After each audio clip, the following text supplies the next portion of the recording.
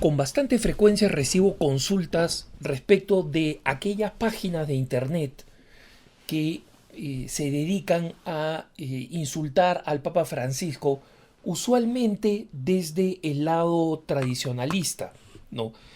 Las páginas en internet en español o en inglés que se dedican a esto son varias, tienen una relativa popularidad porque la gente busca en internet estos sitios y estos blogs se han especializado en criticar al Papa, y algunos blogs que comentan noticias se han especializado poco a poco en criticar al Papa. Otros blogs en cambio han nacido específicamente para hacerlo. Estos son un poco la tendencia, una tendencia a la que ciertamente yo no le presto atención y les explico por qué.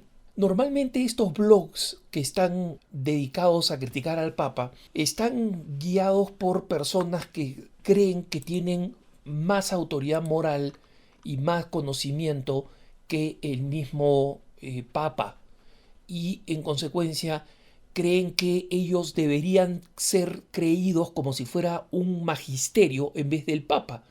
Pero resulta que lo que enseña la Iglesia es que el magisterio nos viene a través del vicario de Cristo, que es el Papa elegido y reinante. En consecuencia, nunca he tenido interés por estos sitios, no he tenido interés, y por eso que cuando me preguntan qué hacer con estos sitios, en el fondo no tengo una respuesta, porque esos sitios sinceramente no me interesan, no veo cuál es el propósito de leerlos, y cuando un católico los lee y me dice: Alejandro, están diciendo esto en tal sitio, yo digo: ¿para qué lo lees? Pues, o sea, mira lo que está produciendo.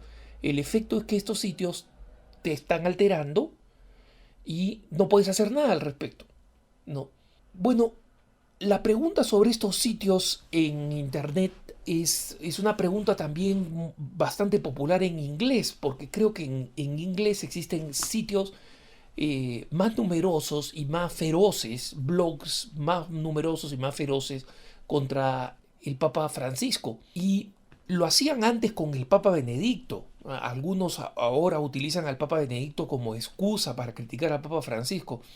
Pero varios de estos sitios que conozco criticaban al Papa simplemente por ser el Papa y porque no eran ellos, ¿no? Porque ellos no eran el Papa. Entonces, el asunto es bastante claro. Sin embargo, hay un comentarista en internet, un sacerdote que es un converso del protestantismo, converso del anglicanismo, el padre Dwight Longenecker, que ha hecho una reflexión sobre estos sitios y las voy a compartir con ustedes porque me parece que para todos aquellos que tienen esta pregunta de qué cosa hacer con estos sitios, el padre Dwight Longenecker ofrece una explicación de por qué existen y luego una propuesta de acción que, los voy decepcionando desde ahora, se parece mucho a lo que yo ya he propuesto en otras ocasiones. O sea, no hay mucho de nuevo. El comentario del padre Dwight Longenecker viene a raíz de que un sacerdote canadiense bastante conocido, el padre Thomas Rosica, comentó en una conferencia cuánto estos sitios se habían convertido en un pantano de odio y de violencia que escandalizaba a muchos católicos y muchos no católicos que veían estos sitios y decían: oye, estos sitios, ustedes los católicos, qué paradoja cuando hablan de la caridad y de tratar bien a los demás, cuando entre ustedes se tratan pero a palazos, ¿no? Entonces, el padre Longenecker tiene una hipótesis de por qué estos sitios tienen una relativa popularidad. Y acá, que quede claro, la palabra clave es relativa, porque los sitios tienen una audiencia limitada. Son gente como ellos y se escuchan entre sí y se leen entre sí y se amargan entre sí.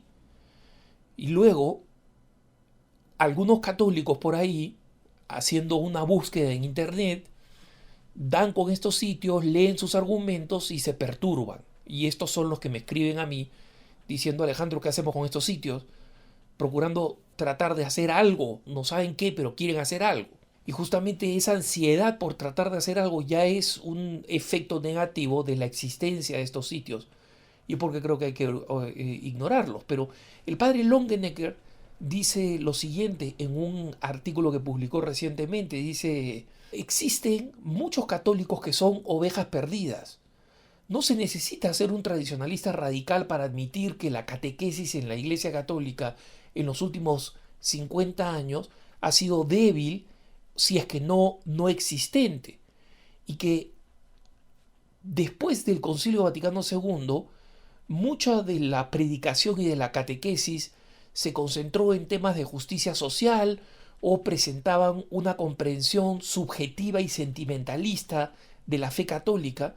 Muchas veces sacerdotes y catequistas no han sido los únicos responsables en este proceso. También los fieles católicos han sido, se han inclinado por un mensaje vago y que simplemente les hacía sentirse bien. Indiferencia e indiferentismo han producido como consecuencia, dice el padre Longenecker, una forma totalmente inefectiva del catolicismo en los Estados Unidos. Él comenta solo sobre los Estados Unidos, que es la realidad que él conoce. Y claro está, esta realidad de alguna manera se aplica también en muchos de nuestros países, y por eso reproduzco el comentario del padre Longenecker. Entonces, ¿qué cosa dice el padre Longenecker frente a esta realidad de que este catolicismo blandengue, mal formado, sin formación catequética, sin conocimiento de la fe, subjetivo?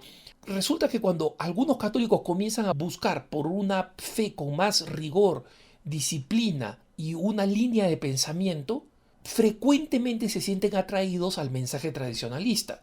¿Por qué? Porque es posible encontrar una iglesia fuerte, con mensajes recios, con mensajes claros, pero es necesario que este mensaje se encuentre combinados con claridad y caridad, y que ofrezca una alternativa de comunidad que sea atractiva y renovadora.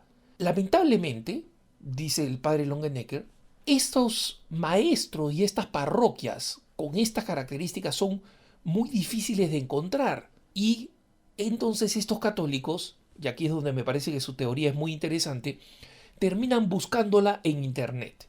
Y en Internet se encuentran con que, acá leo textualmente al padre Longenecker, que los profesores en línea totalmente autonombrados llenan este vacío, y un extremismo venenoso y autorreferencial toma el lugar de una piedad humilde, simple y verdadera.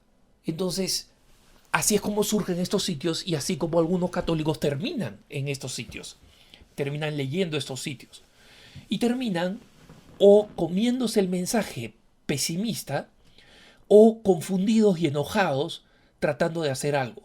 Y acá es donde vienen las palabras del padre Longenecker respondiendo a la pregunta, ¿qué se puede hacer? La verdad, no mucho, dice el padre Longenecker, y aquí coincido con él. Pero dice, las observaciones de críticas que ha hecho el padre Rosica son reminiscentes de las palabras de Jesús, que llamaba a los escribas y fariseos sepulcros blanqueados y nido de víboras.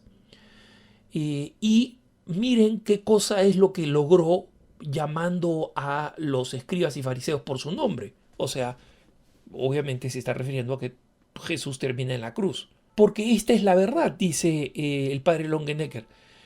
Los blogueros venenosos y vitriólicos ciertamente no van a aceptar criticismo, no van a aceptar críticas, sino que van a contestar con una furia que demuestra hasta qué punto ellos se creen los verdaderos maestros de la ley. Entonces, ¿qué cosa termina pasando?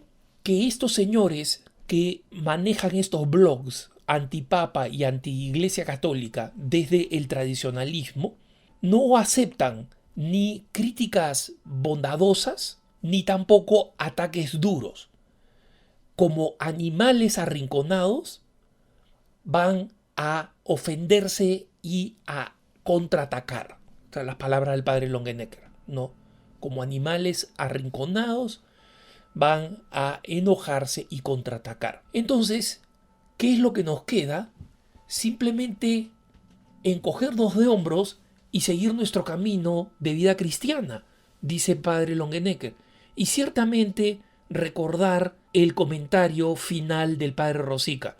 Tenemos que rezar por ellos, por su sanación y conversión. Y sanación porque tanto el Padre Rosica como el Padre Longenecker, a pesar de que piensan distinto en muchas cosas, coinciden en que hay una buena cantidad de personas completamente alteradas psicológicamente, incluso psiquiátricamente, diría yo, entre los responsables de estos blogs. Entonces eso explica mucho de la ferocidad y de la maldad y de la dureza con la que critican. Y explica también cuán inútil es que nosotros tratemos de hacer algo, responderles punto por punto o cosa por el estilo, porque no entienden la fuerza, no entienden la razón, no entienden la gentileza, simplemente no entienden ningún argumento. Hay que evitarlos y hay que rezar por ellos. Que tengas un buen día.